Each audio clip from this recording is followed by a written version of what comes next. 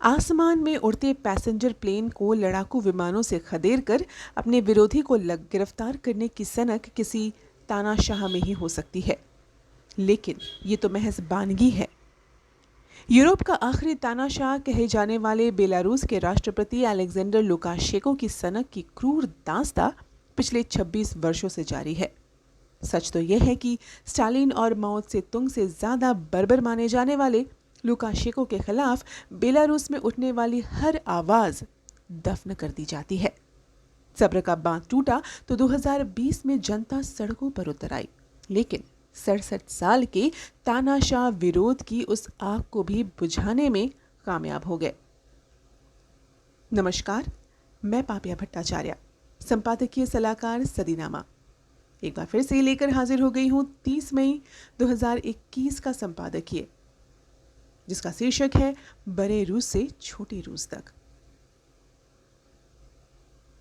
इस छोटे रूस बेलारूस पर आधारित है हमारा आज का संपादकीय, जिसे लिखा है हमारे संपादक जितेंद्र जितांशु ने।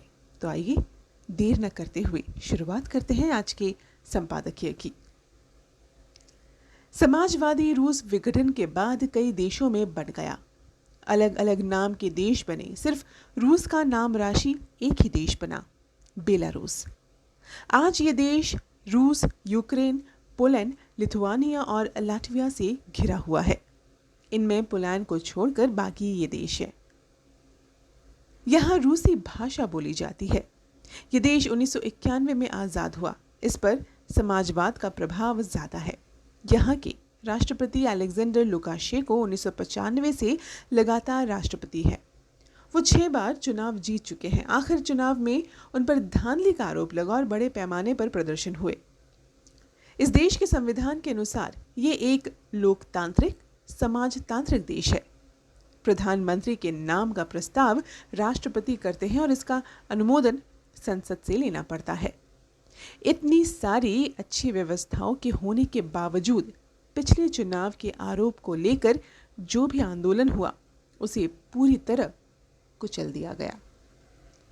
मीडिया का मुंह बंद कर दिया गया और विरोध की राजनीति करने वाले को जेल में डाल दिया गया या देश से निकाल दिया गया। एक सप्ताह पहले एक हवाई जहाज एथेंस से उड़ा, जिसमें 123 हवाई यात्री मौजूद थे।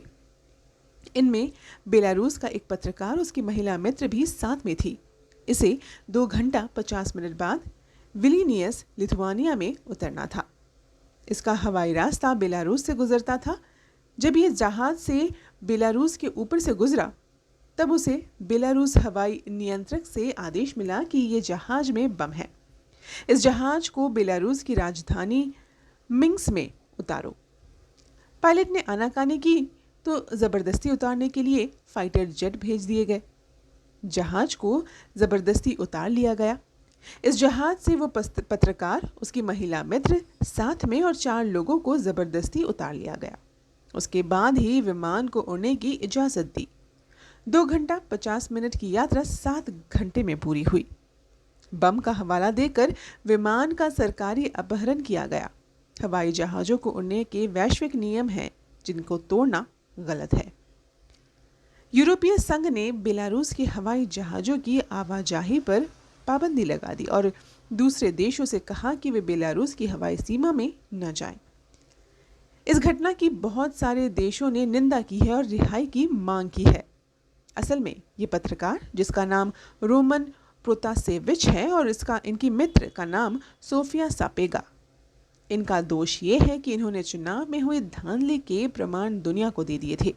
जब बेलारूस सरकार को पता चला तो इन्होंने अपनी जान जाने के डर से 2019 में पड़ोसी देश पोलैंड में राजनीतिक शरण ली और वहां काम शुरू किया।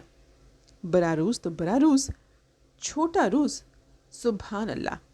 बेलारूस के राष्ट्रपति यूरोप के आखिरी तानाशाह कहे जा रहे हैं। आमीन। तो ये था दोस्तों 30 मई 2021 का संपादकीय। शीर्षक था बड़े रूस से छोटे रूस तक। इसे लिखा है हमारे संपादक जितेंद्र जितांशु ने।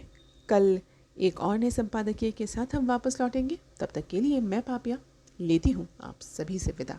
नमस्कार।